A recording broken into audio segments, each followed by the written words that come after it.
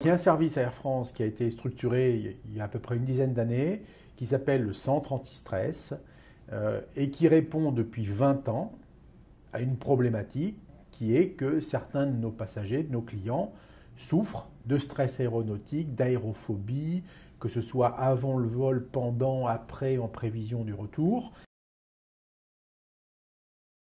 La personne qui souffre de difficultés avec l'avion et qui veut régler ses problèmes et qui s'adresse à nous, va commencer par remplir un questionnaire qui va lui permettre d'identifier ses peurs, de mettre des mots là-dessus, de pouvoir en parler, de s'apercevoir quelquefois qu'il y a un lien entre l'avion et d'autres situations, type enfermement ou résonance affective par rapport à la perte d'un proche, la naissance d'un enfant, etc.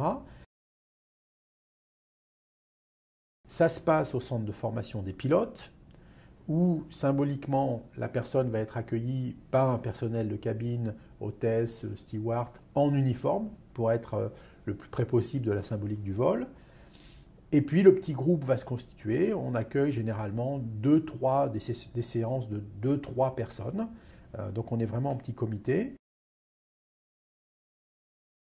Le premier intervenant sera un spécialiste en gestion du stress, où on va aborder les aspects scientifiques, théoriques et très pratiques du stress, loin des croyances, des idées reçues. Le personnel de cabine qui les a accueillis va leur parler de son métier, côté coulisses, à quoi je sers dans un avion au-delà de ce que vous voyez derrière l'uniforme, derrière le service qu'on vous propose. Donc on insiste sur les aspects de sécurité de sauvetage, de secourisme, pour faire comprendre à la personne qui vient nous voir à quel point et sur quoi elle peut s'appuyer en s'adressant à tel ou tel en avion. Lui aussi, en uniforme, vient pour faire une initiation à l'aéronautique. Ça va durer presque 2 heures. Pourquoi ça vole, comment ça vole. Un fil rouge à suivre en essayant de s'adapter plus ou moins aux problématiques du jour. On va scénariser la séance avec d'abord une mise en situation pour débriefer, décoder correctement des situations normales, un roulage, un décollage, une mise en poussée, une phase de croisière, une descente, un atterrissage, un tour de piste.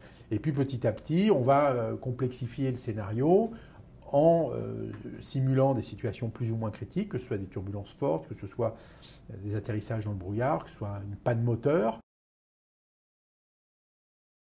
Et la journée se termine par un débriefing qui dure une demi-heure, où là on exprime un petit peu le ressenti de chacun, et où on propose un certain nombre d'outils pour envisager la suite.